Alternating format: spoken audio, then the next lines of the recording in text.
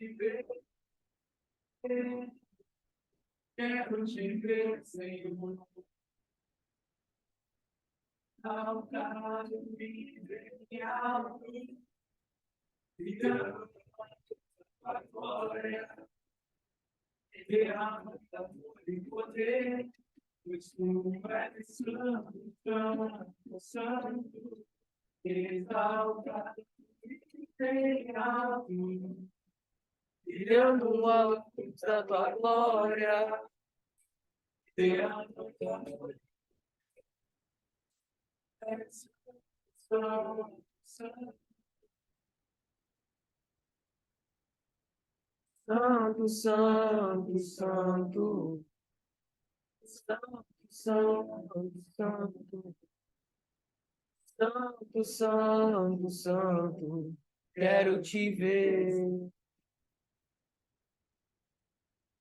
Santo, santo, santo, santo, santo, santo, santo, santo, santo, quero te ver. Exaltado e bem alto, brilhando com a luz da tua glória, derrama o teu amor e poder, pois tu és santo, santo, santo, exaltado e bem alto, com a luz da tua glória, derrama o teu amor e poder, pois tu és santo, santo, santo. Santo, santo,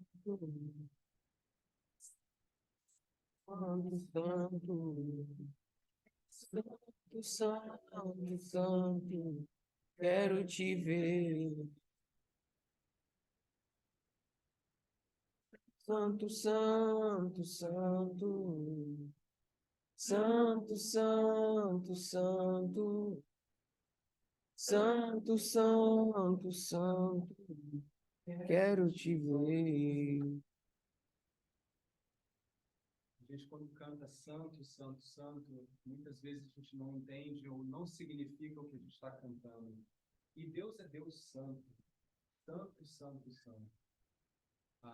Em Apocalipse, quando retrata o trono do Cordeiro, a gente vê que os querubins cobrem com as asas o seu rosto por conta da santidade de Deus.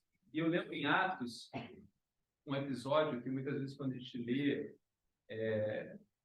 ele é duro para a gente, mas ele reflete essa santidade, aquilo que a gente está falando de Deus Santo, que é o episódio de Ananias e Safira, quando os cristãos, os primeiros cristãos, eles faziam parte desse grupo, eles estavam ali abrindo mão de bens e compartilhando entre si, e Ananias vendeu uma das suas propriedades e aparece ali na presença dos discípulos, mas ele retém parte da venda da propriedade. Então, ele vai à presença do Senhor com as mãos impuras na presença do Senhor. E vocês sabem qual é a história, né? O que acontece com Ananias, né? Ele quando fala com Pedro, Pedro pergunta: o que você fez, o que fez? O que você vem na presença do Senhor com mentiras, com mãos impuras? Você não sabe que Deus é santo e que Ele não tolera a impureza, que Ele não tolera o pecado? Por conta disso, Ananias, a tua vida vai ser tomada. E Ananias cai morto ali na hora. E sua esposa faz a mesma coisa. Então, quando a gente olha essa passagem, muitas vezes a gente tem a tendência de olhar: poxa, Deus foi tão duro. Mas a gente esquece de olhar: mas esse homem foi tão displicente, tão pequeno, tão menor, que achou que podia entrar na presença de um Deus que é santo, com as mãos impuras. Lembra Isaías, quando tem a sua revelação com o Senhor? Isaías está lá e está vendo, está contemplando o Senhor, e ele mergulha no chão. Porque ele fala, sem olhar, sem contemplar, ele fala, Senhor, eu sou um homem de lábios impuros. E não só sou um homem de lábios impuros, como eu vivo no mundo, no meio de homens com lábios impuros. Eu não deveria estar aqui, eu deveria ser fulminado pela tua santidade. E ele estava certo, porque Deus manda com que um dos anjos, né, que estão ali toque o lábio de Isaías com um carvão ou algo que vem do altar do Senhor. E isso purifica Isaías para que ele esteja na presença de Deus. Então nós temos que ter muito temor, muito tremor de cantar santo, santo, santo, se as nossas vidas não estão santificadas diante do Senhor. Então eu queria que a gente orasse agora. A palavra de Deus nos diz que Deus é um Deus misericordioso, cheio de amor, que perdoa 1000 gerações, mas ele cumpre a sua justiça. Então que a gente tenha um momento de oração, de reflexão, de arrependimento, de pedir perdão ao Senhor. Perdoe as nossas faltas e nos permita estar diante da tua presença e proclamar: Santo, Santo, Santo é o Senhor. Vamos orar. Pai, obrigado. Obrigado porque a tua palavra nos revela a tua santidade. E nós sabemos que estamos muito distantes, ó Pai. De verdade, se não fosse pelo sangue do Cordeiro, ó Pai, não teríamos condição de estar na tua presença. É verdade, Deus. Obrigado porque é o sangue de Cristo que nos purifica e nos permite, Pai, estar na tua presença, assim como Isaías uma vez esteve. Sim, Deus. Mas isso nos faz lembrar, ó Pai, que temos que estar diante do Senhor, buscando santidade, buscando estar apresentados, ó Pai. E eu quero te pedir perdão pela vida que eu tenho vivido e também a vida que os meus irmãos têm vivido. Tu conheces a história de cada um de nós. Senhor, nos perdoe e nos ajude a levantar e a buscar a tua face a cada dia. Senhor, aquilo que precisa ser modificado em nós, a tua palavra nos diz, Pai, que a tua palavra ela penetra no nosso mais profundo, Pai, no nosso interior, e separa aquilo que não te agrada daquilo que é a tua vida em nós. Então, faz a tua obra em nós. Molda, Senhor, esses vasos, que são vasos de barro, Pai, enche-nos com o teu Espírito precioso. É diante da tua presença, ó Pai, que nós clamamos que a obra seja feita em nós, Pai. Sabemos que tu és fiel. Ajuda-nos a caminhar contigo, ajuda-nos a buscar a tua presença em cada momento das nossas vidas, ó Pai. Buscar momento, Pai, contigo, através da tua palavra, através da comunhão. Nos permite, ó Pai, estar no teu rebanho, Senhor. Em nome de Jesus, o bom pastor, nós oramos. Amém. Amém. O Regis, você pode vir aqui, peço você, e quem vai ficar com? O Ju vai ficar com os pequenos, né? Então, Mateus, Oliver e Daniel vão fazer Ju, e Ju está aqui.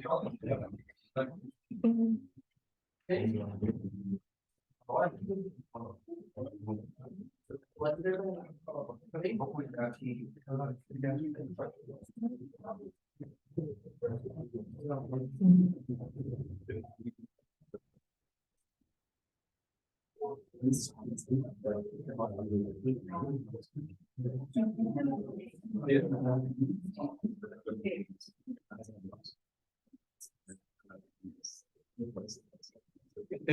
Pode chegar, né?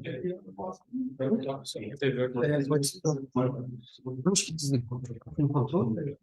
Deveria estar por aí. Tirar o carro até de lugar. Tá. Tirado.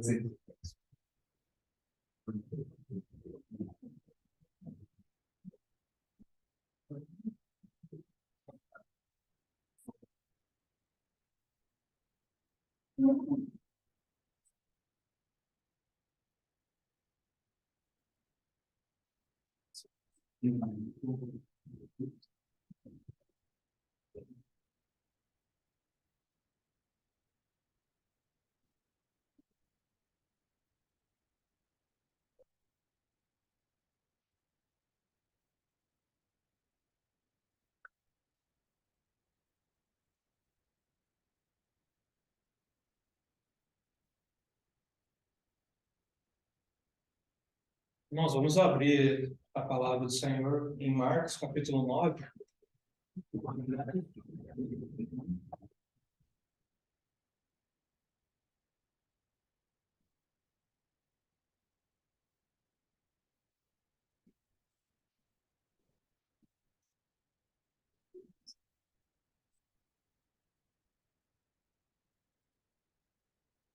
Marcos, capítulo 9, versículo 2.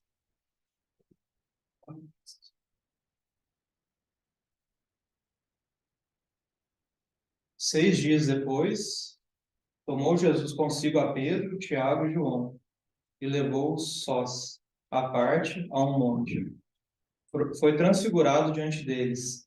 As suas vestes tornaram-se resplandecentes e sobremodo brancas, como nenhum lavandeiro na terra as poderia alvejar. Apareceu-lhes Elias com Moisés, e estavam falando com Jesus. Então, Pedro, tomando a palavra, disse: Mestre, é bom estarmos aqui. E façamos 3 tendas. Uma será tua, para Moisés a outra, e para Elias a outra. Versículo 6. Pois não sabia o que dizer, por estarem eles aterrorizados.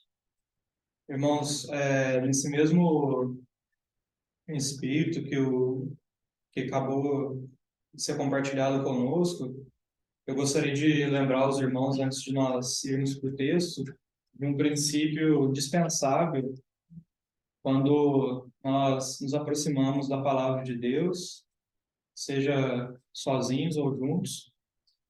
E esse princípio é a total dependência do Espírito Santo. É impossível nós sequer tatearmos as orlas das vestes do Senhor, baseado no esforço da nossa carne, baseado na inteligência do nosso cérebro. Pode ser a pessoa mais estudada, ou pode ser a pessoa menos estudada, porque também não é simploriedade que nos permite aproximar de Deus. A única maneira de nós tocarmos ao Senhor e contemplarmos Ele é pelo Espírito Santo, pela ajuda do Espírito Santo. Então, talvez alguns de nós aqui estejam com esse senso de Pedro, aterrorizados no sentido não de condenação, porque o Senhor, nós temos mesmo,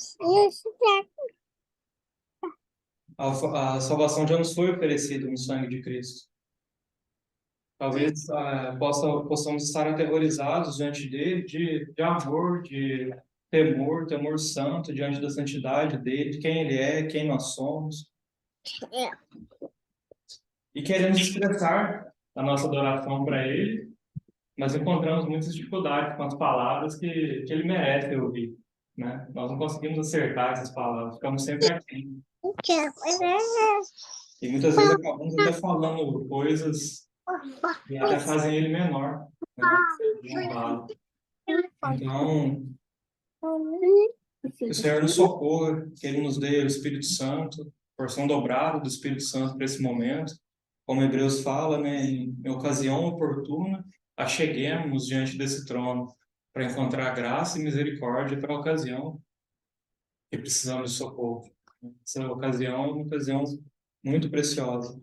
Podermos abrir esse tesouro que foi deixado para nós, à custa de muitos servos de Deus que deram suas vidas para que tenhamos a palavra em nossas mãos hoje. E nós desejamos examinar as Escrituras porque julgamos que nela há vida, né? A vida do Senhor. Desejamos contemplar a glória do Senhor, desejamos que Ele avance nos nossos corações, nos transforme, nos encoraje, nos exorte, tudo que Ele tem para nós essa noite. Gostaria de ler mais um texto, mais um versículo desse texto. Logo depois do Monte da Transfiguração, que é esse cenário, ocorre a cura de um jovem possesso, a partir do versículo 14.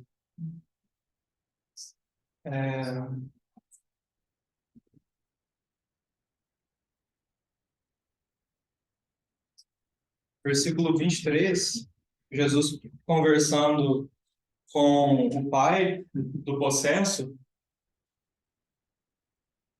porque os discípulos não conseguiram remover o espírito, né?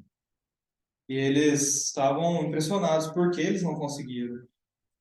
Mas o Senhor fala para o pai do possesso, no versículo 23, ao que lhe respondeu Jesus: se podes, tudo é possível ao que creio. E imediatamente o pai do menino exclamou, com lágrimas: eu creio.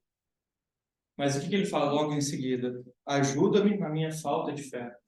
Esse texto é maravilhoso porque ele mostra duas coisas.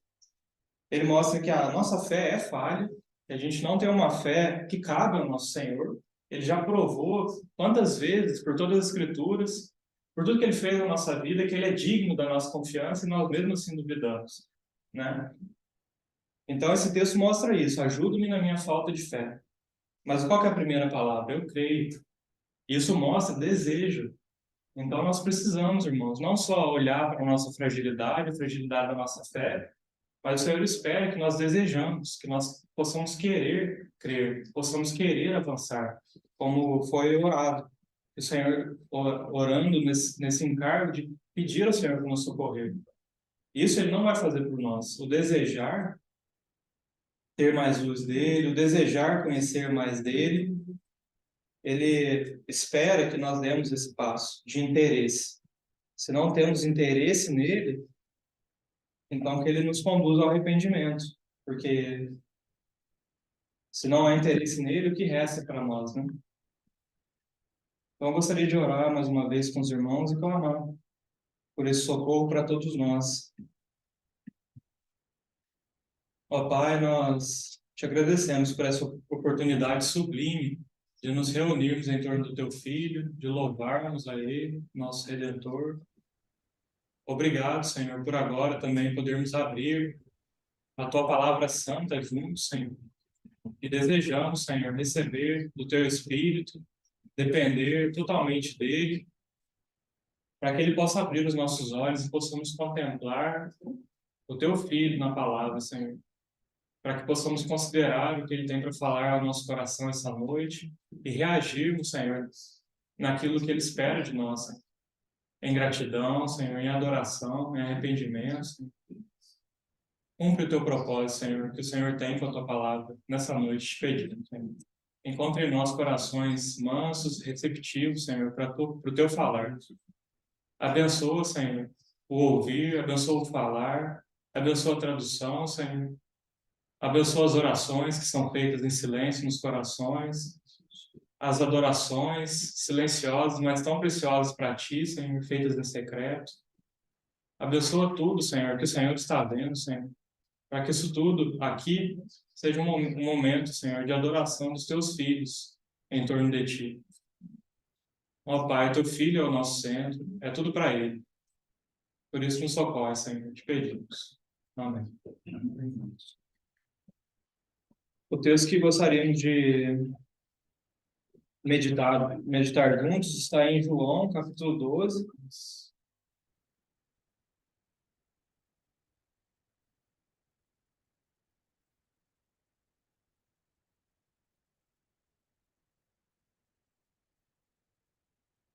Do versículo 20 até o 32, até o 33. Ora, entre os judeus que subiram para adorar durante a festa, havia alguns gregos.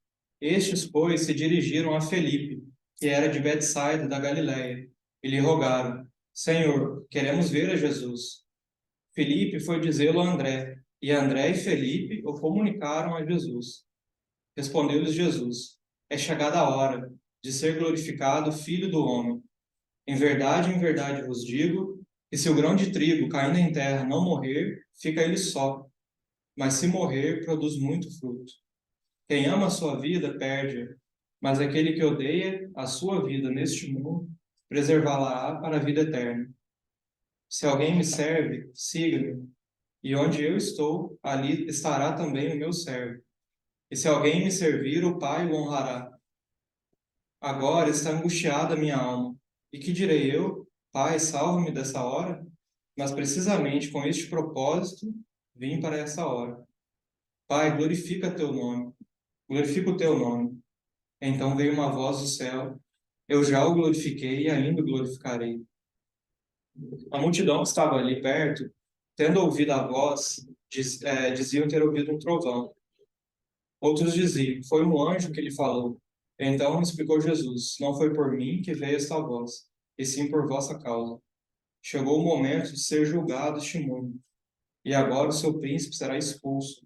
E eu, quando for levantado da terra, atrairei todos a mim mesmo.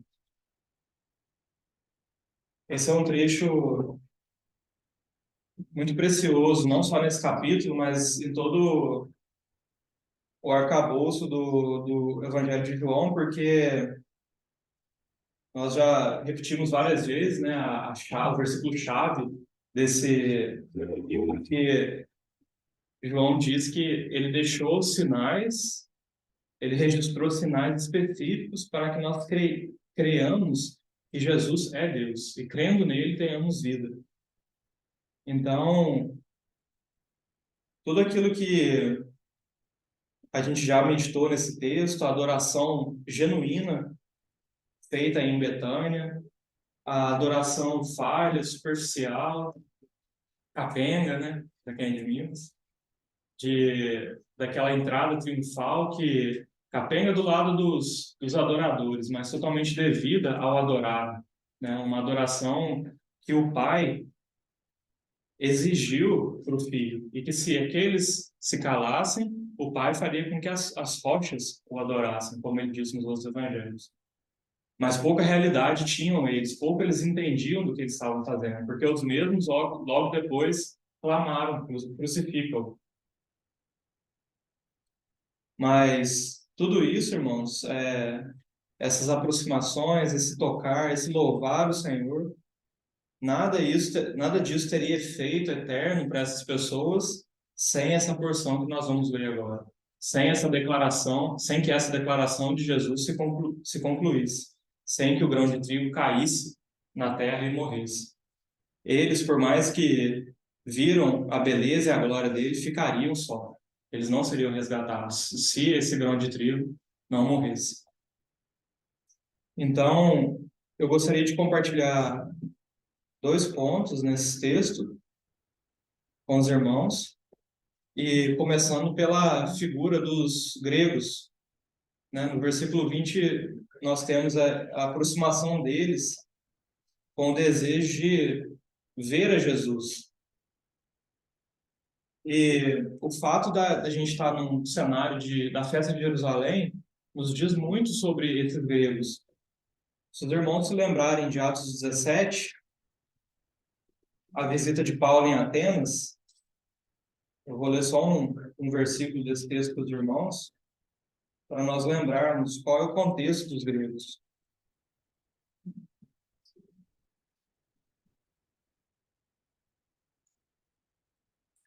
Versículo 16. Atos 17, 16. Enquanto Paulo os esperava em Atenas, o seu espírito se revoltava em face da idolatria dominante na cidade. E os irmãos se lembram desse texto, ele andou pelo templo e em cada espaço que tinha lá, tinha um Deus, exceto um espaço que ele justamente usou para falar do Deus que eles estavam esquecendo, que é na verdade, um único Deus. Então ele vê no povo de Atenas, no povo grego, um povo idólatra. Mas por que então eles estão aqui em Jerusalém, interessados na celebração da Páscoa? Porque aqui se tratam de gregos que são denominados prosélitos, porque eles receberam a palavra de pregação dos judeus. Eles perceberam que aquela idolatria deles não tinha nada, não tinha procedimento, que era falso, e se interessaram por esse assunto do Deus único, o Deus Jeová apresentado pelos judeus. Então eles se tornaram judeus, né? A gente vê no Antigo Testamento o coração de Deus aberto para todos os povos, né? O Senhor tem um caminho especial com o seu povo chamado, né, a partir de Abraão, as promessas do Senhor. Ele mantém ali o seu povo, mas ele não impede que pessoas se aproximem, que pessoas se tornem também parte do seu povo, contanto que eles cumpram todos aqueles rituais que eram necessários, né? Então, estava aberto esse convite, aqui também, e eles aceitaram esse convite. Mas, apenas nesse pequeno contexto, a gente já vê esse coração não satisfeito, né? Esse coração que está à busca de algo, né? Não tinha nada naqueles ídolos, aí se tornaram judeus. E ainda estão em busca. Agora eles querem ver Jesus. E eu quero comparar esse texto comparar não, colocar ao lado do texto de Nicodemos, que é um texto que a gente já estudou. Eu nem vou abrir lá, só vou citar para os irmãos. Mas para nós vermos as reações do Senhor a esse tipo de busca, em comparação com outros tipos de busca que nós vemos nos evangelhos. Então vamos falar um pouco de Nicodemos antes da gente voltar para eles aqui. O que Nicodemos queria? Ele queria falar com Jesus, né? Ele vai à noite, receoso, e se aproxima de Jesus. E ele reconhece, né? Ele traz um louvor para Jesus. Nós reconhecemos que você é mestre, se colocando como uma autoridade que está dando mérito para ele, né? Você é reconhecido por nós como um mestre de Israel. Então ele queria saber mais desse mestre. Ele estava curioso quanto a Jesus. E a resposta do Senhor, ela vai ao cerne da questão. O Senhor não dá para ele esse terreno de trocar elogios. O Senhor não aproveita a oportunidade. Nicodemos era uma pessoa muito alta, de alto escalão entre os judeus, porque havia 70 membros do Sinédrio, ele era um deles, e para ser um membro do Sinédrio era um processo muito difícil de ser passado para que alguém se tornasse. Então, ele era, além disso, uma pessoa idosa, ele era um fariseu, alguém cheio da lei de Deus, né? Não era alguém que conhecia superficialmente a palavra. Paulo era um fariseu também. Então, daí a gente pode ter uma noção do quanto que Nicodemos era cheio da palavra. Então, ele como Paulo, tinha muitas medalhas. Ele, com essas medalhas, se aproxima desse que ele considera, ele com os outros da sua classe, do seu escalão, consideram um mestre de Deus, e oferece esse elogio com essa curiosidade de saber mais dele. E Jesus não aproveita para tentar, talvez, se tornar um membro do Sinédrio, já que alguém de tão alto escalão está fazendo esse elogio para ele, talvez nós faríamos, né? Tentando aproveitar a situação. O Senhor não agradece pelo elogio, o Senhor vai direto ao ponto. Porque esse elogio não traria salvação para Nicodemos. Se ele não reconhecer quem de fato é esse que está diante dele, quem ele ia permanecer o velho fariseu que iria para o inferno. Cheio da palavra de Deus, cheio dos costumes religiosos, indo para o inferno. Então Jesus vai, por amor a ele, direto ao ponto. Você precisa nascer de novo. Você precisa nascer da água e do Espírito. E Nicodemos, não leiamos esse texto, irmãos, achando que essa é uma conversa infantil, que ele fala, quando Nicodemos fala, como que pode alguém nascer do ventre? Não leiamos esse texto achando que ele tinha realmente essa mente infantil de achar que o argumento era esse. Ele entendeu muito bem o que Jesus estava falando. Como pode alguém na minha idade mudar o seu caminho, como eu posso mudar quem eu sou, estando já velho, já com tantos, né, costumes. Mas o Senhor fala qual é a solução para esse problema, que para nós não tem solução. Quem de nós pode mudar a nós mesmos ou mudar o outro?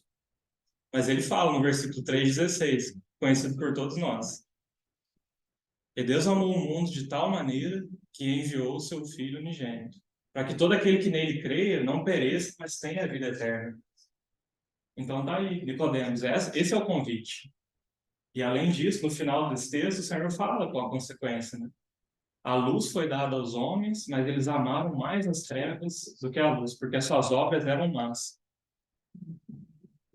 Então é isso, irmãos. Nicodemos, você quer ter uma conversa comigo? Você quer direcionar palavras para mim? As palavras que eu aceito são essas: Senhor, Salvador, eu sou pecador. eis-me aqui aos teus pés. São essas as palavras que ele aceita e que a conversa progride. São conversas que há uma base, um caminho para a pessoa sair da morte e vir para a vida. E agora os gregos com a mesma atitude.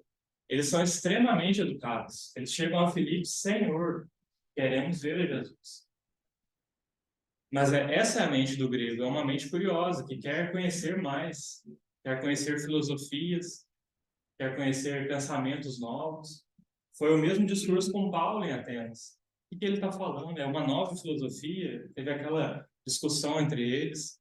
Louvado seja o Senhor, alguns creram ali, mas muitos deles apenas ficaram naquele entretenimento da mente, com o novo ensino. Paulo respondeu a todos eles, mas Jesus age como ele agiu com Nicodemos, ele vai direto ao ponto. Vocês querem me ver? É assim que vocês precisam me ver. Quando ele for erguido, atrairá todos a si mesmos. Vocês precisam me olhar naquela cruz, pendurado, não pelos meus pecados, mas pelos seus pecados. Acham-se tão inteligentes, tão superiores, tão avançados, desenvolvidos. Olha qual é a necessidade, qual é o resultado de todo o avanço da humanidade, onde a humanidade chegou. Olha o que é preciso para que haja esperança para essa humanidade, que é cheia de falsa esperança. É preciso que o Filho de Deus, perfeito, santo, imaculado, assuma a culpa infinita do homem. Infinita para nós, né? Porque nós não podemos contar. Ele derrama o seu sangue precioso. É assim que vocês podem me ver. E assim vocês vão poder compreender e vão poder ter algo, né? Porque eles queriam ter algo, eles queriam algo novo, experimentar. E se eles o vissem assim, então eles experimentariam algo eterno, e não algo que simplesmente seria mais uma novidade, como o judaísmo foi, como a idolatria foi, mas algo permanente, algo eterno. Então esse foi o convite do Senhor para eles. Esse é um ponto sobre os gregos, mas, por outro lado, talvez esse seja um ponto negativo, mas nesse ponto negativo há também coisas para o nosso ensino, porque nós temos essa tendência de comportamento, de buscarmos coisas de Cristo ao invés de buscarmos Cristo mesmo. Temos esse perigo de nos tornarmos dependentes de outros, né? Senhor, queremos ver falando com o Filipe, né? Queremos ver a Jesus. Por que não direto a Jesus, né? Então, muitas vezes nos tornamos dependentes de pessoas que falam de Deus para nós e falam de uma maneira que nos agrada, sendo que o Senhor quer que nós tenhamos um contato, um relacionamento pessoal e direto com Ele. E essa busca por uma novidade também, né? Cristo já se ofereceu na cruz uma vez por todas, e muitas vezes nós, por causa do vício do pecado, do efeito como que de um alcoolismo, né, que o pecado causa em nós rejeitamos o que o Senhor tem para oferecer, conscientes, pecado obstinado é o nome disso, e buscamos nos alimentar do mundo, nos alimentar das coisas da carne, do mundo, sendo que já sabemos que nele está a solução permanente. Uma oração de uma irmã no passado, ela dizia: Senhor, tudo que nós precisamos, Tu és. Ela não falava, Tu tens, Tu és, né? Porque não existe nada fora dele. Ele não vai nos dar um pacotinho de alegria, um pacotinho de paz. Se nós temos essas coisas, é nele, é no relacionamento com ele. Então, esses dois pontos se aplicam para nós como uma exortação para nós, né? Para nós cuidarmos, de olharmos para ele da maneira salvadora para nós. Um outro ponto sobre os gregos positivo é que eles representam os gentios, né? E daí eu gostaria de abrir com os irmãos um texto de Marcos, novamente.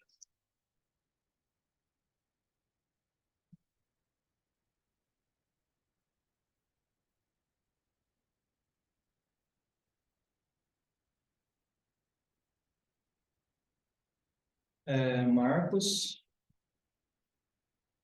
capítulo 9. Deixa eu passar aí. Não, Marcos 7.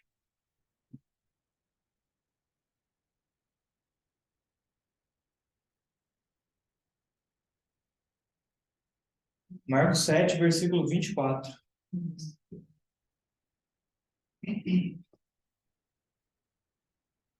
Levantando-se, partiu dali para as terras de Tiro e Sidom, tendo entrado numa casa. Queria que ninguém o soubesse, no entanto, não pôde ocultar-se, porque uma mulher, cuja filhinha estava possessa de espírito imundo, tendo ouvido a respeito dele, veio e prostrou-se-lhe aos pés. Essa mulher era grega, de origem cirofenícia, e rogava-lhe que a expelisse de sua filha o demônio. Mas Jesus lhe disse: Deixa primeiro que se fartem os filhos, porque não é bom tomar o pão dos filhos e lançá-lo aos cachorrinhos.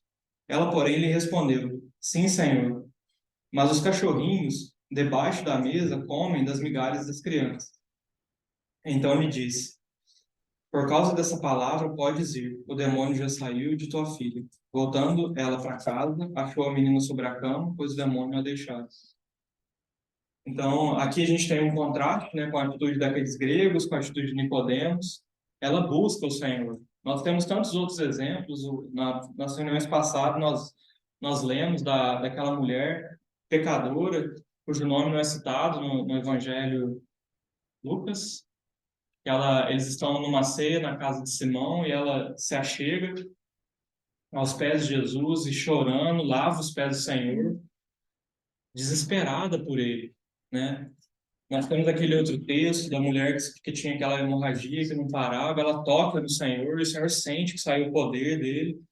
Então, pessoas ousadas nesse sentido de o desespero de olhar para si mesmo e ver que está perdido, movia eles a se lançarem naquele que era o Salvador que eles viam, em quem eles viam a salvação.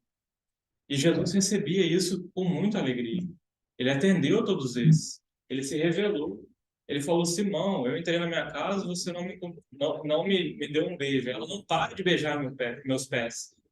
Depois também na casa de Betânia, né?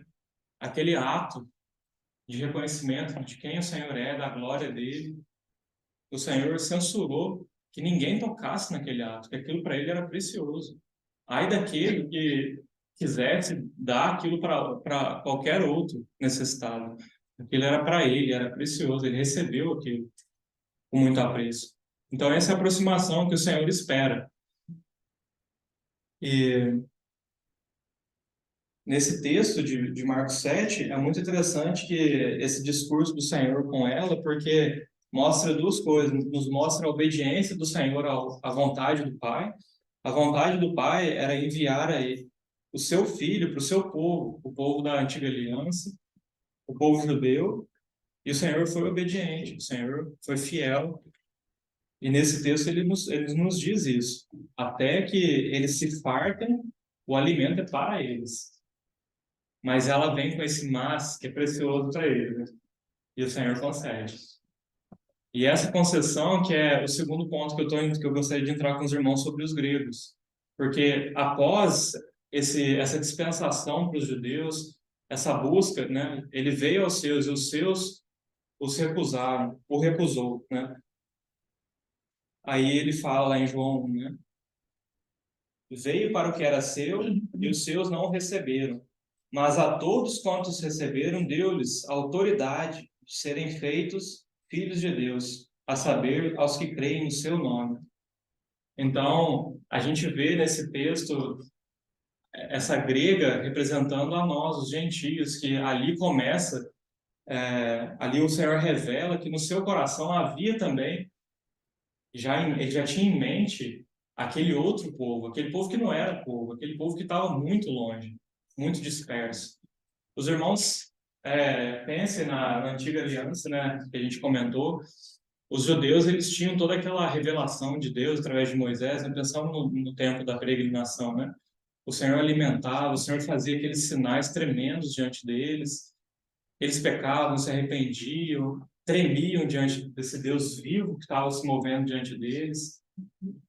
Enquanto isso, a gente tinha nações, por exemplo, se estou lembrando, os amorreus, que a palavra fala que ainda não tinha sido completo a medida da iniquidade deles, para que essa nação fosse julgada. Então, quando fosse cumprida essa medida, a nação seria julgada pelo povo de Israel. Esses,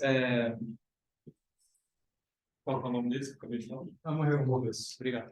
Esses amorreus eram povos que sacrificavam os filhos, por exemplo. Então, aonde que chegou esses povos que não eram os judeus, né? Por causa de não terem esse contato com Deus. E o que é impressionante, irmãos, é que a gente olhando para os próprios judeus, em momentos que eles se afastaram e ofereceram sacrifício aos Baalins e aquela idolatria, quando eles estavam perto da terra, a gente vê que eles começam a aproximar desses extremos de idolatria que as nações. Então, vocês imaginam, um povo conduzido debaixo da lei, porque Gálatas fala que a lei serviu como uma babá para guardar eles num caminho até Cristo vir. Esse povo guardado chegou tão perto desse extremo, do abismo. Imagina os outros povos que não estavam sendo, né, conduzidos pela lei da forma como eles estavam. Esses povos somos nós, hoje. E o Senhor nos alcançou. Aí eu gostaria de ler com os irmãos um texto de Jeremias 31:3. Ele descreve perfeitamente esse movimento do Senhor para conosco.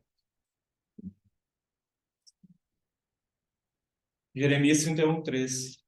De longe se me deixou ver o Senhor, dizendo: com amor eterno eu te amei, por isso, com benignidade eu te atraí. Vocês veem, irmãos? Acho que cada um de nós tem uma noção diferente de quão longe o Senhor nos viu, né? E eu creio que essa noção também ela muda, né? À medida que a gente conhece o Senhor e conhece a nós mesmos, e nós pensamos no nosso passado, cada vez parece que foi mais longe que o Senhor foi nos resgatar. Mas glórias ao Senhor que Ele tinha comida reservada para os cachorrinhos também, aqueles que não eram o povo dele. E esse texto também diz que com amor eterno eu te amei, por isso com benignidade eu te atraí. Ou seja, a benignidade com a qual Ele nos atrai, ela está ancorada nesse amor eterno. Porque como Ele poderia ser benigno para conosco se o amor dele não fosse eterno, se fosse um amor relativo, que dependesse do que nós fazemos ou de quem nós somos? Jamais. Então, porque o amor dele baseia nele mesmo, na palavra dele, na aliança, no coração, na fidelidade dele, então ele age com benignidade para conosco. Mais um texto, Ezequiel 16, 1-14.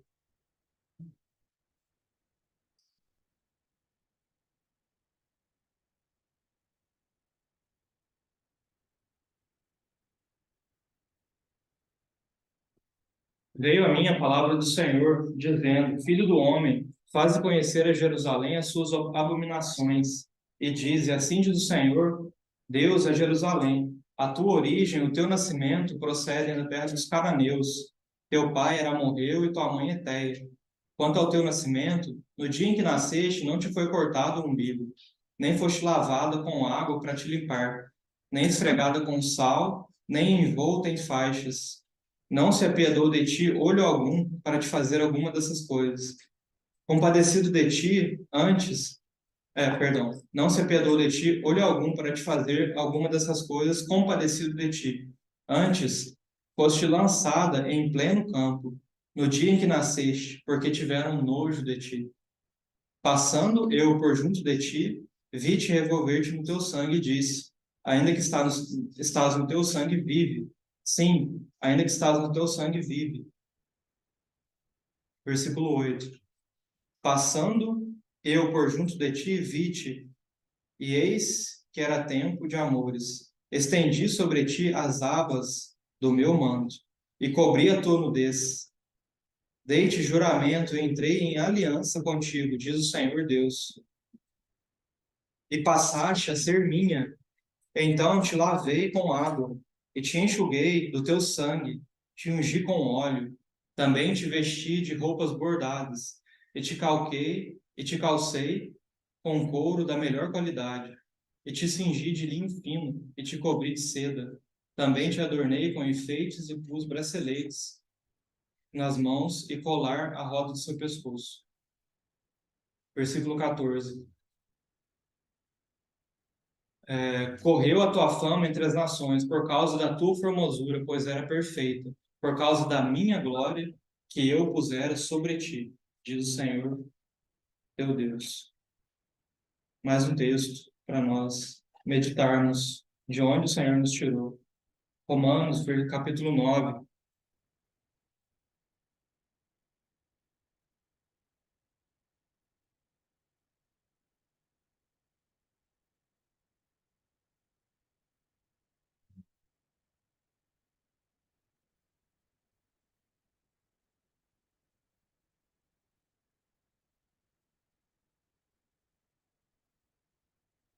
Romanos 9, versículo 25.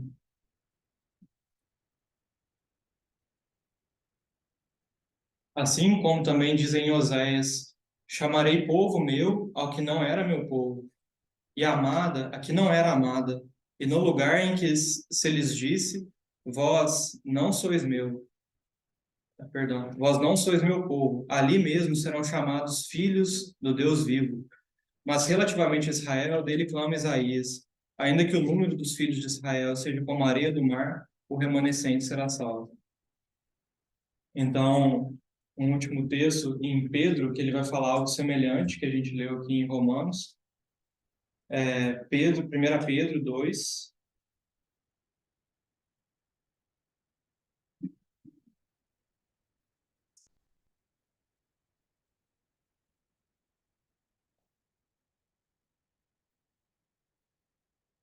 versículos 6 a 10.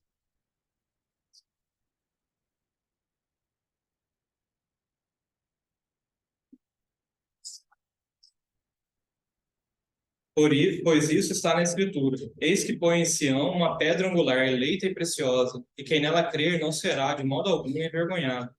Para vós outros, portanto, os que credes, é a preciosidade. Mas para os descrentes, a pedra que os construtores rejeitaram. Essa veio a ser principal pedra angular, e pedra de tropeço e rocha de ofensa. São estes os que tropeçam na palavra, sendo desobedientes para o que também foram postos.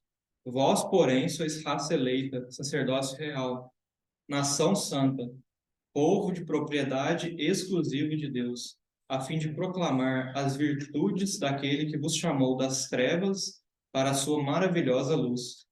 Vós, sim, que antes não erais povo, mas agora sois povo de Deus, que não tinhas alcançado misericórdia, mas agora alcançaste misericórdia. Então, esses somos nós, irmãos. E a pergunta para nós, e não é uma pergunta para nos causar tristeza, mas para nos encorajar a termos esse coração, é: há gratidão em nós hoje pelo caminho ter sido aberto para nós? Essa gratidão que talvez haja em nossos corações, ela é como no dia em que nós conhecemos o Senhor, que estávamos cheios de alegria, que não queríamos saber de mais nada, apenas do Senhor, o chamado primeiro amor, é essa mesma gratidão que nós temos?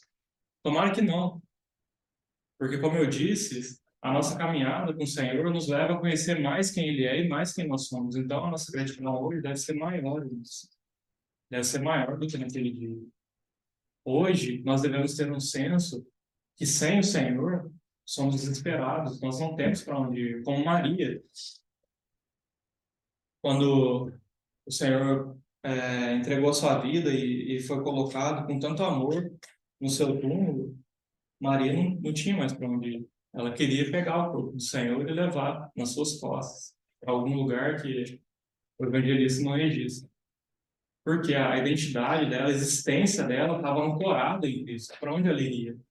Como as palavras dos discípulos, né? Ela fala com as atitudes dela o que os discípulos falaram com seus lábios. Senhor, para quem iremos nós? Só tu tens as palavras de vida eterna.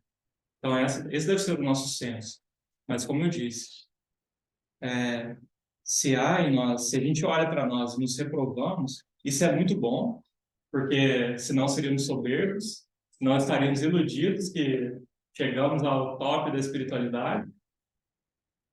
Mas, por outro lado, nos convida a buscarmos mais gratidão, a pedirmos ao Senhor misericórdia e graça para sermos fiéis e vivermos de modo digno da salvação para a qual nós fomos chamados, da vocação para a qual fomos chamados.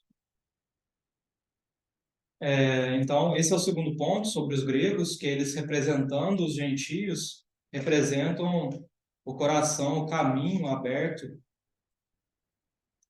para nós, que não éramos povos, que estávamos distantes, e hoje não somos apenas povo de Deus, mas somos propriedade exclusiva.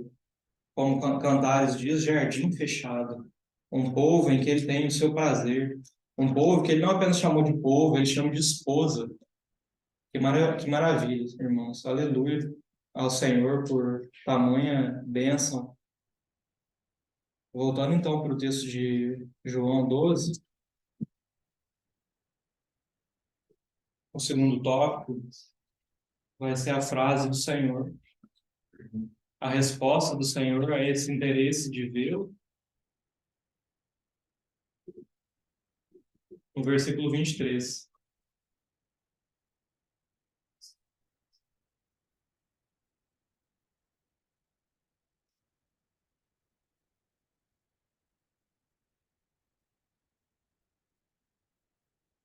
Então, no versículo 23, o Senhor fala assim: é chegada a hora de ser glorificado o Filho do Homem. Em verdade vos digo, se o grão de trigo caindo na terra não morrer, fica ele só, mas se morrer, produz muito fruto, muito fruto. Irmãos, essa frase, é chegada a hora, ela aparece várias vezes nesse evangelho. Nós temos a primeira vez na conversa com Maria, no casamento de Caná, quando Maria pede para que Jesus pudesse intervir ali na falta do vinho, e ele fala: mulher, que tenho eu contigo, não é chegada a minha hora. E eu não anotei, não vou citar para os irmãos todas as passagens referentes a essa hora, mas é uma coisa interessante, porque por acaso havia alguma hora na vida, na caminhada do Senhor, que ele não glorificava o Pai plenamente, ele não obedecia ao Pai plenamente.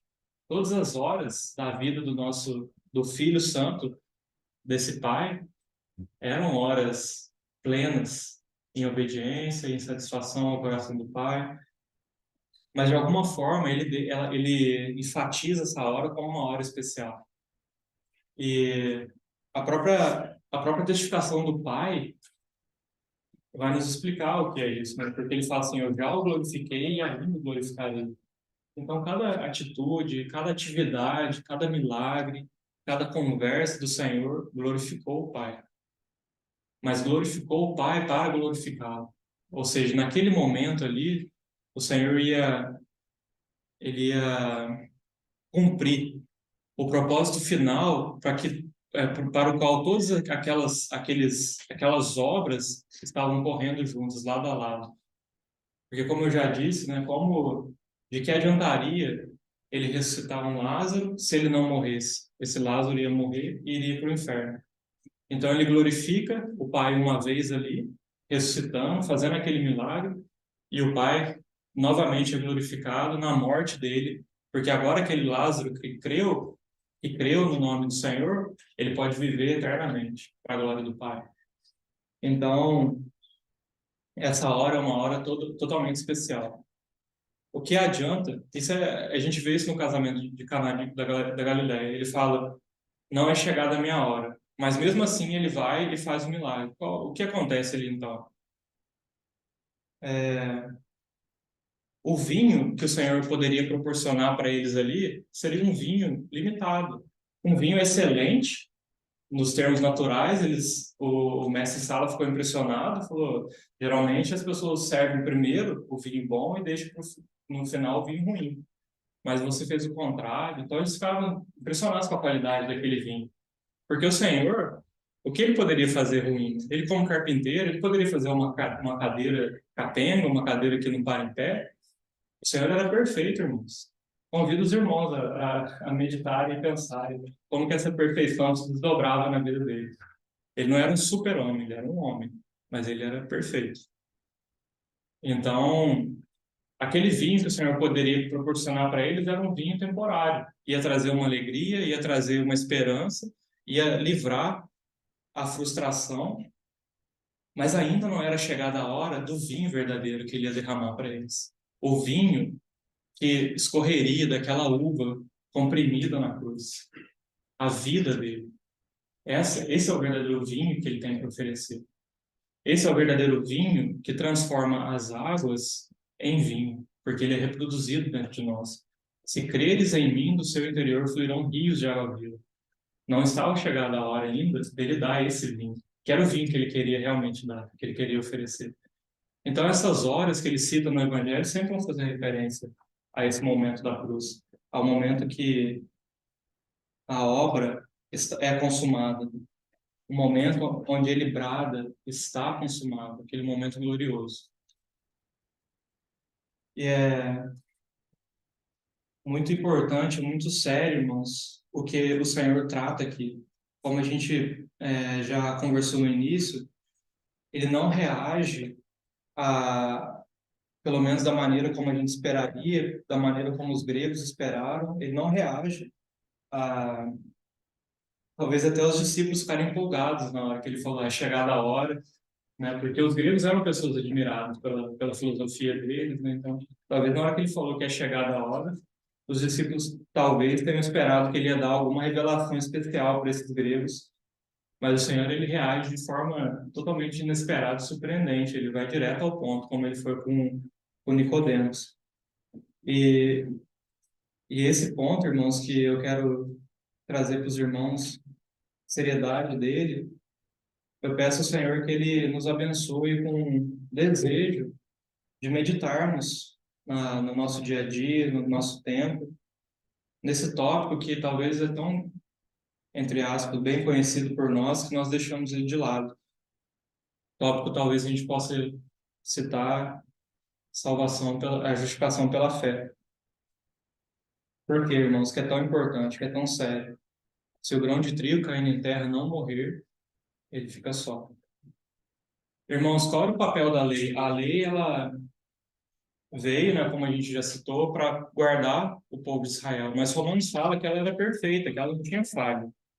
Muitas vezes a gente cria essa imagem que a lei, ser legalista, é de fato uma coisa ruim, mas a lei em si era perfeita, ela é de Deus.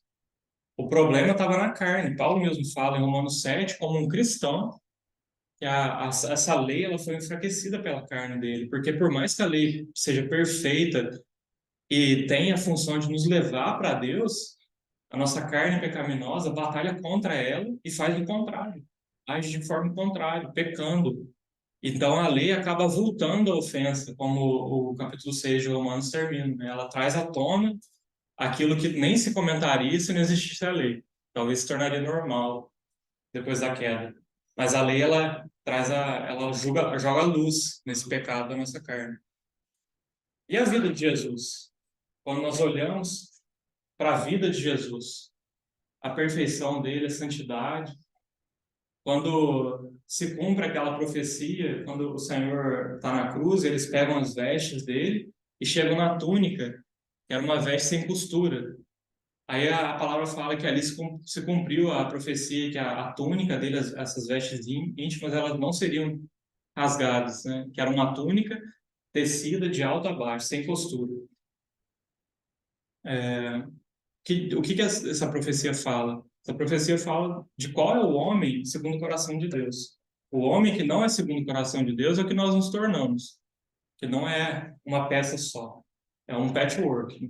Pega um pedacinho daqui, um pedacinho dali, um pedacinho na psicologia, um pedacinho do entretenimento, e a gente vai tentando remendar o nosso ser, igual um polvo, pegando um pouquinho de cada, porque a gente não tem satisfação, só infelicidade, e viramos uma coisa medonha. Mas esse homem, segundo o coração de Deus, ele é íntegro, ele é perfeito, ele é equilibrado, esse é Jesus. Então, quando nós olhamos para ele e olhamos para nós, é o mesmo efeito da lei. Só serve para nos reprovar. Irmãos, não me entendam errado. Eu não estou falando que a vida do Senhor não é preciosa, não é modelo para nós. Eu estou fazendo uma separação entre a vida e a morte. O que é a vida sem a morte dele? É uma vida perfeita, agradável a Deus, mas ela não nos salva. Ela só nos salva se ele morre. Se o grão de trigo cair em terra e não morrer, fica ele só. Por quê? Porque se ele não morre, a nossa dívida não é paga. Era necessário que a dívida fosse paga do pecado. E então há um terreno para nós nos aproximarmos de Deus. Deus, ele não é injusto. Ele não permite que Abraão, que Moisés, que Davi, os profetas, os reis, os sacerdotes se aproximem dele sem que Jesus, milhares de anos depois, morresse. Todos eles iriam para o inferno se Jesus não tivesse morrido na cruz. A potência dessa obra do Senhor, ela é atemporal. Cordeiro Santo, imolado antes da fundação do mundo. Então, quando ele veio a esse mundo, se encarnou, ele morreu naquela cruz, a morte dele resgatou aqueles que estavam antes. E vai resgatar aqueles que ainda vão nascer se crerem no nome dele. O meu pequeno bebê, essa pequena bebê, se crerem no nome dele, os pecados que nós, infelizmente, ainda vamos cometer, precisavam ser pagos. Nós nem cometemos ainda, precisavam ser pagos. Aquele dia, a ira de Deus seria derramada sobre a humanidade. Se o Filho não tivesse se posicionado, se oferecido, era o fim, irmãos, para toda a raça humana. Então, a morte dele é o que nos salva. Por isso era necessário. Por isso, essa é a base que ele oferece para aqueles gregos. Vocês querem me ver? Essa é a base que vocês podem me ver. Não tem outra base. Sem isso, vocês continuam sendo o que, se eu não me engano, Jeremias fala, né? Um vale de ossos secos. Então, que o Senhor nos convide, irmãos, a meditarmos a justificação pela fé, a importância e a seriedade disso. O resto, se me permite fazer um comentário aqui, você está enfatizando a justificação pela fé e a morte, e é importante, e você já fez um comentário em relação à vida de Cristo, que também é importante, porque, principalmente para os gregos ali, e a vida de Cristo reflete o que era a aliança, né? O que é a palavra plena, cumprida, né? Jesus cumpriu ali. Mas que a gente não limite só nisso, porque também é tão importante quanto e muito importante crer que ele vive, porque ele não está morto. E se não cremos que ele vive, né, a morte dele também não teria significado nada. Então, na verdade, o resto está enfatizando uma parte, mas a gente não pode se prender na parte, a gente tem que entender o todo. A obra de Cristo, como um todo, ela precisa ser entendida. A sua vida, a sua morte e a sua ressurreição. Paulo vai deixar claro isso. Se não cremos no Cristo ressuscitado, de nada é a nossa fé. Então, quando a gente olha para Cristo ressuscitado, a gente tem certeza, sim, os nossos pecados foram pagos. E agora é Ele quem intermedia a nossa vida com Deus. Ele é o mediador. Amém. Eu gostaria de comentar esse ponto também, porque olhando para esse quadro completo que o irmão nos lembrou, nós poderíamos dizer que a morte que ele, a vida que ele viveu, o qualificou para a morte que ele morreu. E aí isso nos mostra justamente isso, porque a gente vê muitas vezes apenas a vergonha, a humilhação e a vergonha da morte, a morte na cruz, que de fato assim foi, né? Só morria na cruz aquele que era maldito. E um outro lado é que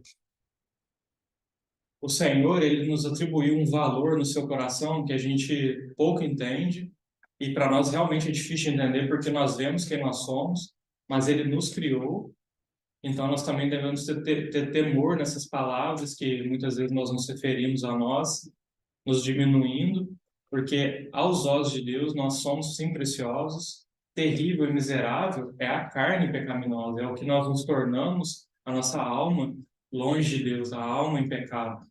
Mas nós, como homens e mulheres criados por Deus como criação e ainda mais filhos do Senhor, somos preciosíssimos para Ele. Jesus não deixou Paulo colocar a sua mão no seu corpo, né? Ele falou, porque você me persegue? Sendo que ele não está perseguindo Jesus, está perseguindo o corpo dele. Mas é um só. Esse é o valor que ele dá para o seu corpo. Então, Hebreus vai dizer, né, pela alegria que era proposta, pela alegria que Deus enxergava na cruz, ele aceitou passar pela cruz. Então, havia algo de valor nessa cruz. Então Deus, o Pai, ele concebe em seu coração um povo que para ele é precioso, para criá-lo. Ele sabe que esse povo vai cair.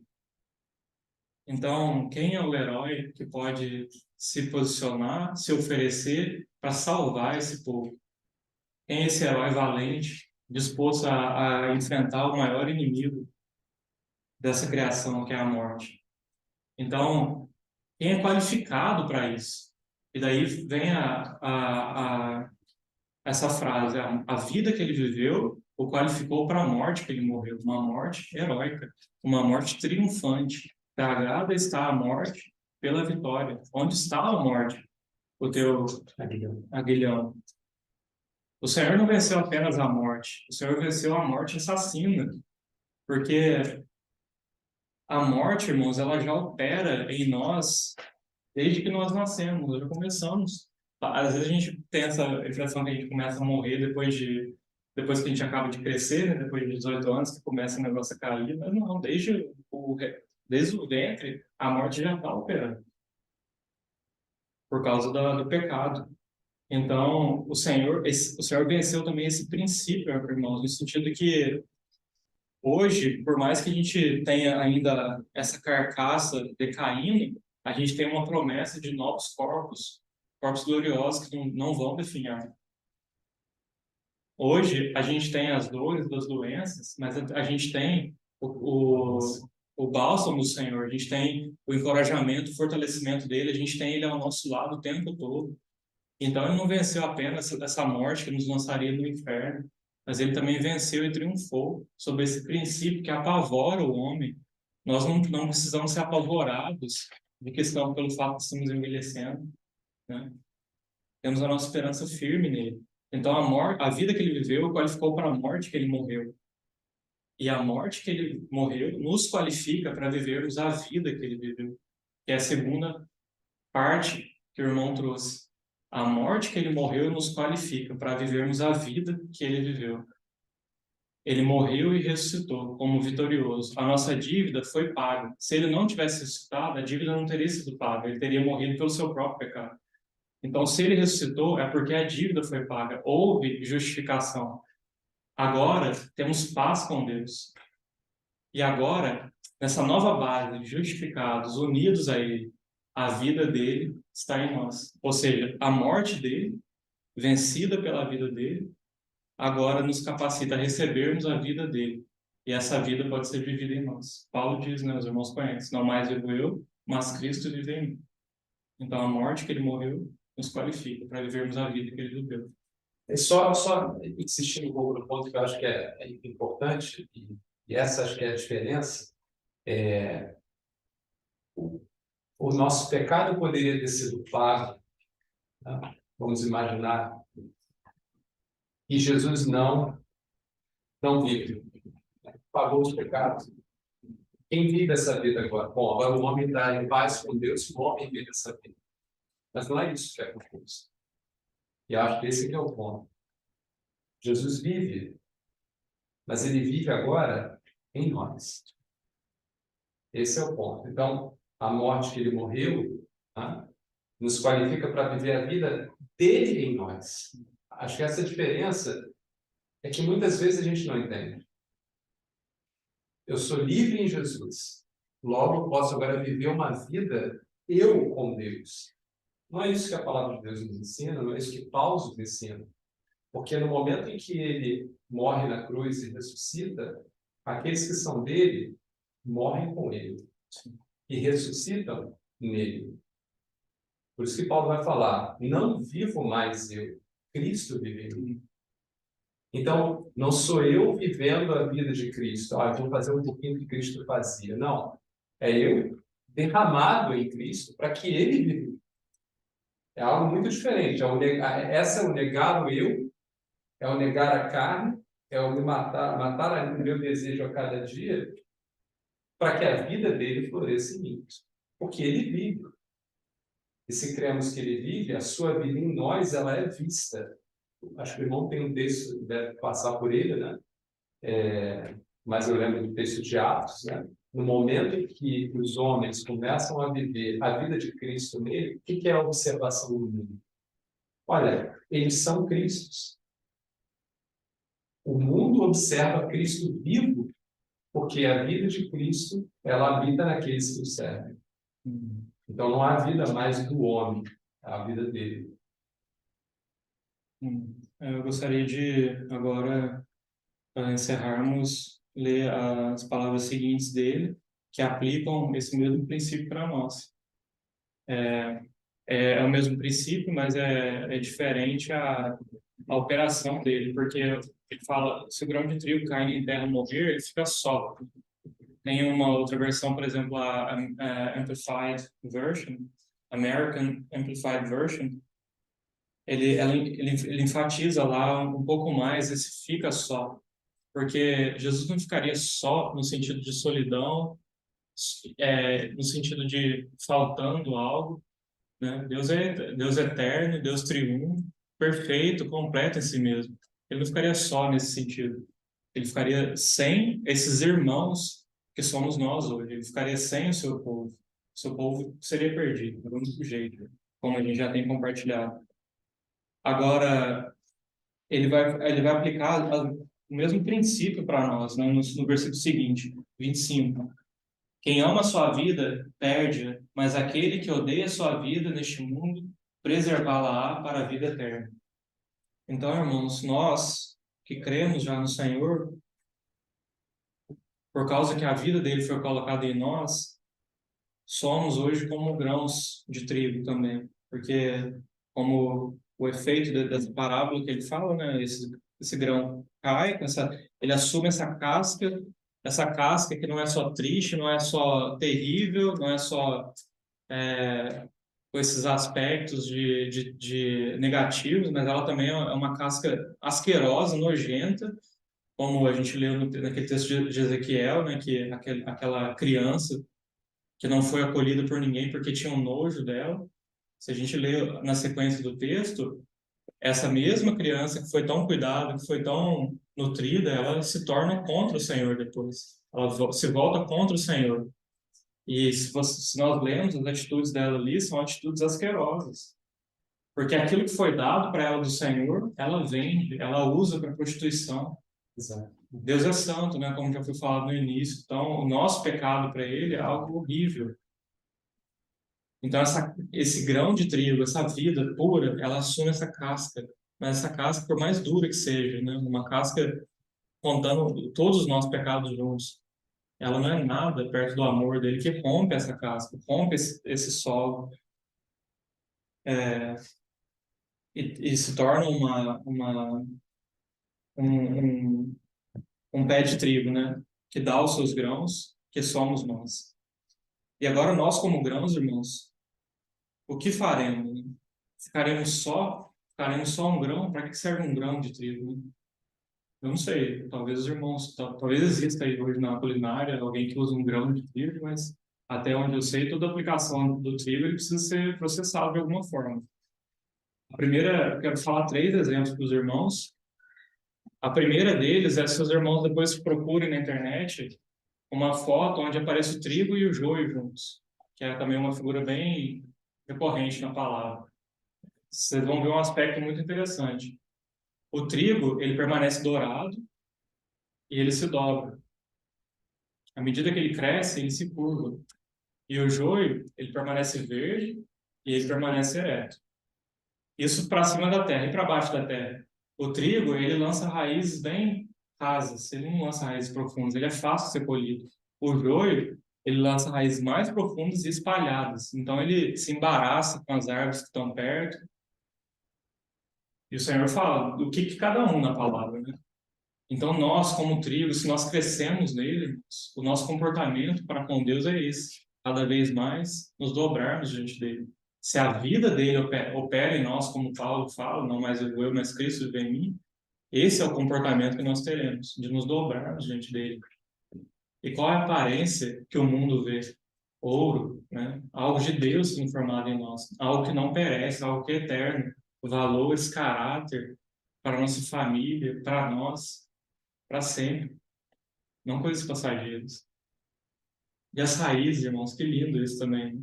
A gente se desapega desse mundo, fica levinho para o Senhor, quando quiser, nos levar para a nossa pátria celeste, que é infinitamente superior a esse mundo que está prestes a terminar.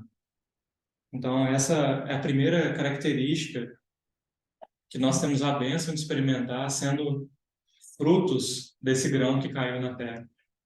Uma outra aplicação é que nós juntos, quando você pega o trigo e processa e amassa ele, quebra ele, você tem a possibilidade de fazer um pão, que é uma figura também do Senhor e é uma figura nossa. Com ele, nós somos um pão apenas. É uma figura que nos fala de alimentar uns aos outros, alimentar aqueles que estão morrendo de fome, porque ainda não experimentaram de Deus. Em Efésios, tem um texto que nos fala muito disso. Efésios 4, que está falando dos dons que ele concedeu. Aí fala assim: e ele mesmo concedeu uns para apóstolos, outros para profetas, evangelistas, pastores e mestres, com vistas ao aperfeiçoamento dos santos, para o desempenho do seu serviço, para a edificação do corpo, até que todos cheguemos à unidade da fé e do pleno conhecimento do Filho de Deus. Então, a gente vai se tornando um cada vez mais, e vai crescendo nessa unidade que já nos foi dada nele. A perfeita varonilidade, a medida da estatura da plenitude de Cristo. Versículo 15. Seguindo a verdade em amor, cresçamos em tudo naquele que é a cabeça, Cristo, de quem todo o corpo, bem ajustado e consolidado pelo auxílio de toda a junta, segundo a justa cooperação de cada parte, efetua o seu próprio aumento para a edificação de si mesma em amor. Então, essa é uma outra característica que nós experimentamos juntos, irmãos, se nós nos permitirmos passar por esse processo. Esses grãos, eles precisam ser quebrados, eles precisam ser rompidos, porque aquela casca do grão original não era dele, era a casca do nosso pecado, mas a casca de nós grãos é nossa, é o nosso pecado, que precisa ser quebrado, precisa ser tratado, a cruz precisa operar. Coríntios fala, nós temos um tesouro em vaso de barro, então esse vaso precisa ser quebrado. E o processo de fazer o pão inclui tudo isso.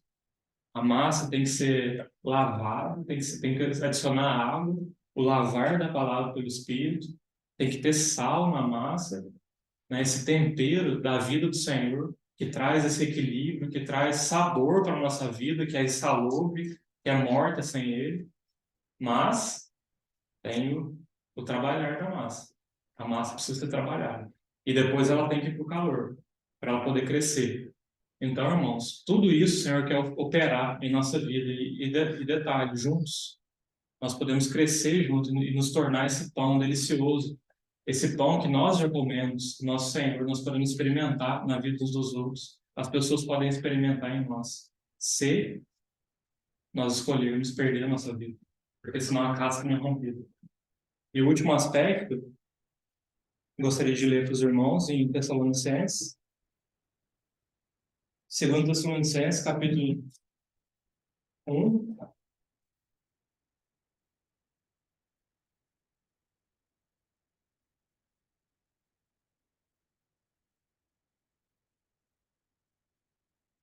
Um texto que fala sobre o fim dos tempos. Versículo 9 fala assim: aqueles que não creram, né, sofrerão penalidade eterna de destruição, banidos da face do Senhor, da glória e do seu poder, quando vier para ser glorificado nos seus santos e ser admirado em todos os que creram, segundo até aí. Então, o texto, a frase diz aí, né? Quando vier para ser glorificado nos seus santos e ser admirado em todos os que creram.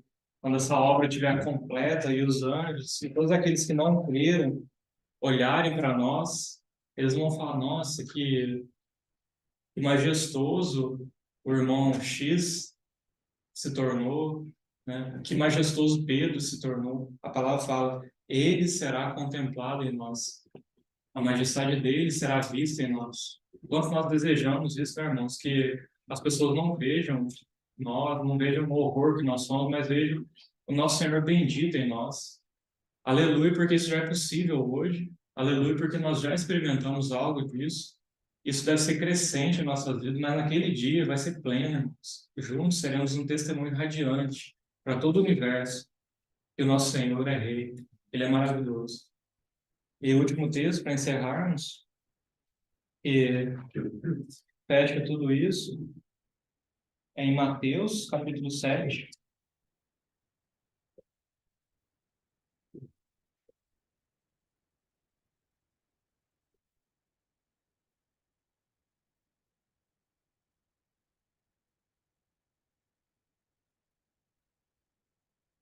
Mateus 7, 15 a 20.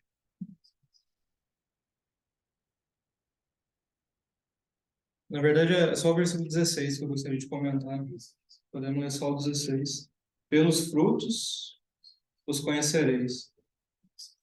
Colhem-se porventura uvas de espinheiros ou figos dos abrolhos, assim toda árvore boa produz bons frutos, porém a árvore má produz frutos maus. Perdão, é o 20. Assim, pois, pelos seus frutos os conhecereis. É a frase que ele já disse, né? Então é isso, o grão de trigo caiu na terra, morreu, nós nos tornamos frutos dele. E temos o privilégio de cumprirmos esse versículo, né? Ele é aplicado ali para falsos profetas, mas ele também pode ser aplicado para o Senhor, né? Se somos frutos dele, então pelos frutos conhecereis a árvore. Se nós honramos o Senhor, se nós tomamos a graça dele, vivemos tomando essa escolha, não eu, mas Cristo, não eu, não minha carne, não meu desejo, mas Cristo. Então, a árvore pode ser reconhecida. É muito importante, irmãos, nós nos lembrarmos dessas verdades, porque a gente cria uma falsa imagem que há um potencial em nós, da forma como nós nos vemos, nós admiramos a forma como pensamos, os nossos conceitos. Às vezes, infelizmente, quanto mais tempo passa, a gente mais tem experiência, a gente fica mais orgulhoso, soberbo, achando que a gente sabe mais, que a gente pode ensinar. Mas, irmãos, se esse grãozinho ele fica sem ser rompido, ele é só aquilo ali, só aquele pontinho. Compara isso, irmãos, com tudo que essas três coisas que a gente falou, né? Um pão, uma árvore, né? Não é uma árvore, como chama? Um pé de trigo, né? Frutos que se tornam.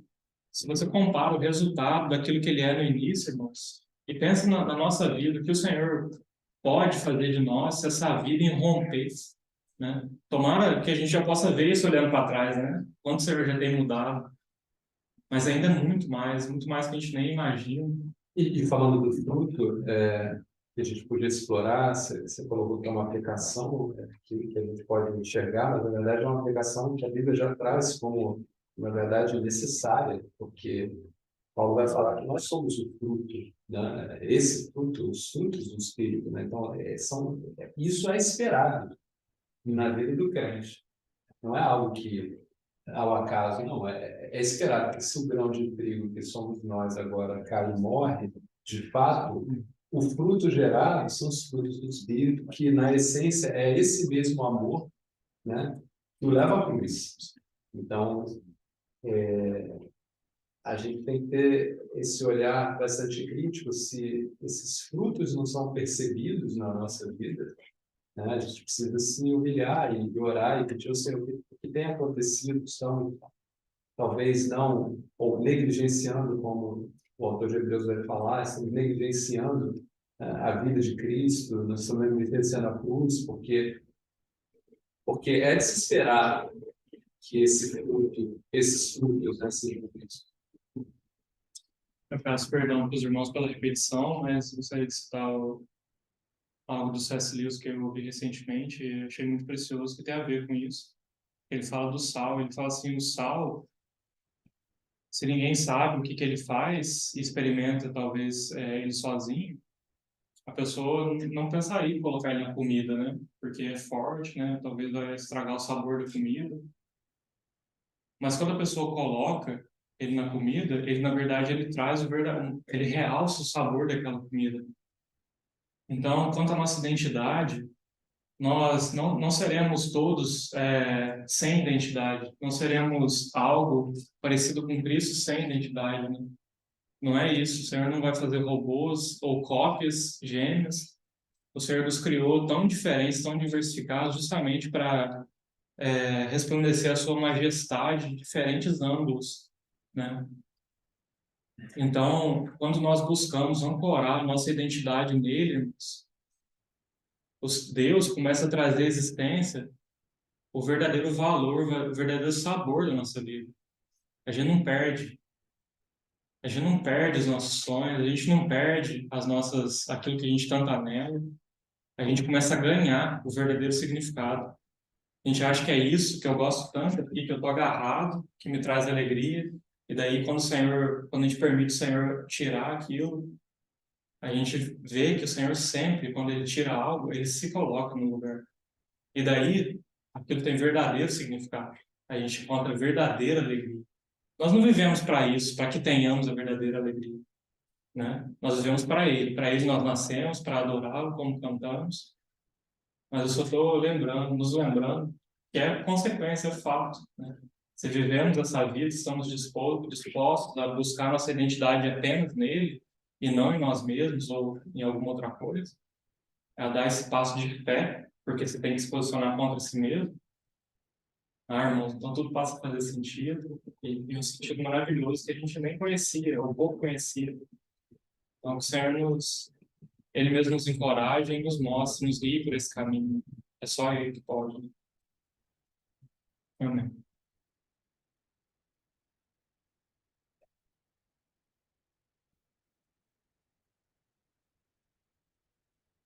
Geralmente agora, a inscrição aos novatos aqui, a gente pede os novatos mais na frente, compartilha no Zoom. Tá, tô brincando.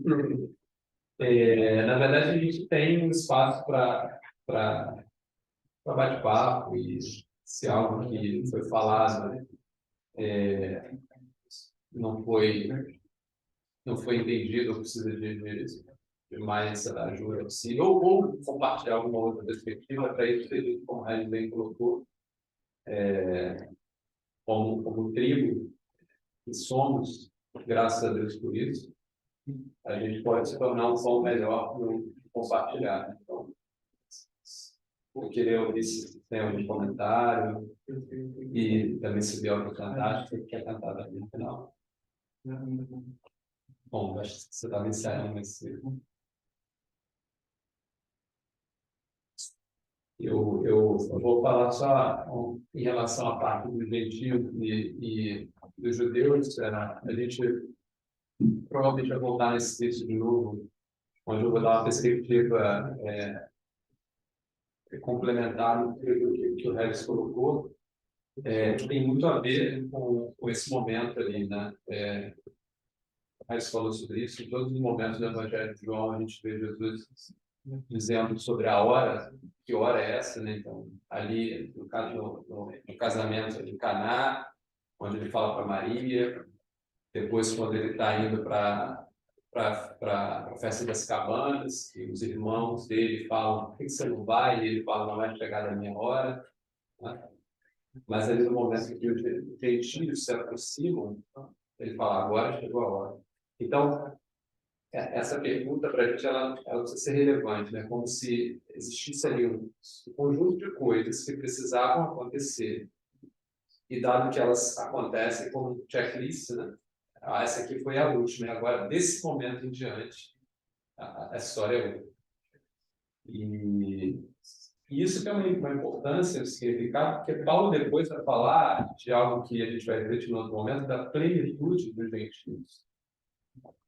E a palavra de Deus ela tem essa relação muito forte com o povo separado de Deus, é o povo judeu que Deus separou, mas tem toda a Israel santa, né? Todos os homens. Qual é a relação, né, dos gentios com os judeus? A gente vai ver ao longo do Evangelho, dos evangelhos das epístolas, né? Essas quase que duas tensões, né? A carta aos Romanos, por exemplo, é uma carta escrita a uma igreja onde há uma tensão muito grande entre gregos e judeus, ou seja, gentios e judeus. São dois universos, né? São dois mundos ali. E Jesus está sobre tudo isso, né? Jesus alcançou a todos nós, mas isso significa que os judeus originalmente foram esquecidos ou foram uma falha do Senhor. Paulo vai falar em Romanos 9, 10 e 11, 3 capítulos, de maneira nenhuma. Ele vai dizer para os gentios, de uma forma até muito dura, para nós, lembrem que vocês foram cortados de uma oliveira brava. Vocês não eram puros. E se eu afastei da raiz, que é Cristo, aqueles que eram galhos originais, os judeus, cuidado para que vocês que nem eram originais e foram enxertados, não sejam arrancados tão facilmente. Então tem toda uma relação que é importante a gente entender. Qual é o papel desse povo que Deus chamou, povo judeu, qual era o propósito de tudo isso. Mas a gente vai refletir mais sobre isso no próximo estudo. E eu acho que esse capítulo também responde muito a isso. E nos dá aquilo que Paulo vai falar, né? Que maravilha, então, que fomos alcançados, mais ainda, né? Porque, como gentios, nós nem estávamos nesse primeiro desenho ali. Sempre estivemos no desejo de Deus, que Deus amou todo mundo. Mas o começo não foi pelo gentio, foi pelo povo. Então tinha uma ordem ali. Se não tem mais comentário, vamos cantar de novo? Quer cantar aquela Você vou te adorar ou você quer cantar que você saiu e eu canto mais pergunta? O que você preferir.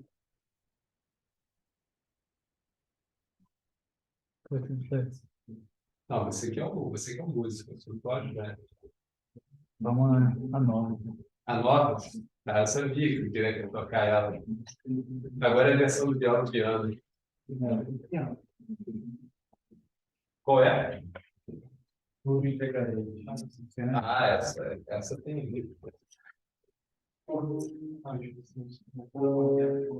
tem a ver com essa parte aí da vida em Cristo, né?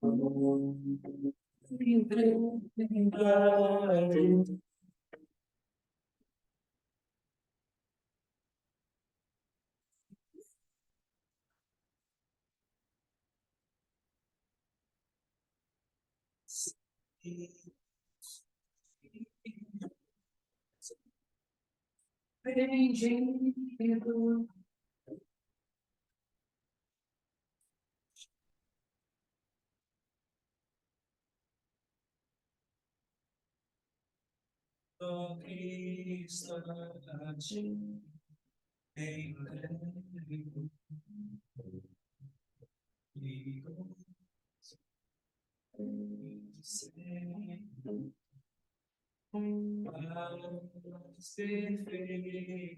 paz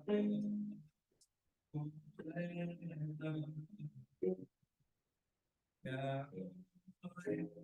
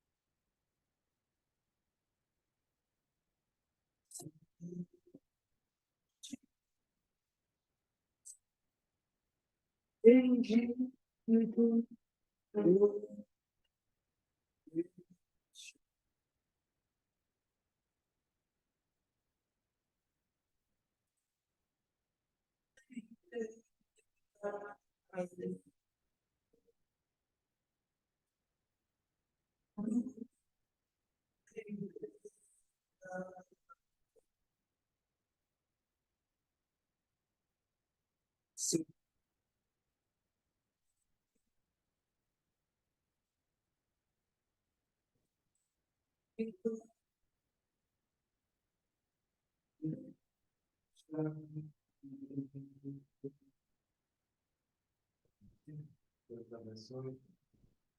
Irmãos, tenham um bom final de semana e até a próxima sexta. Bom, ali tem cupcake, né? Tem cupcake do Daniel. E Isaac, boa noite. Boa noite. Já foi? Isso.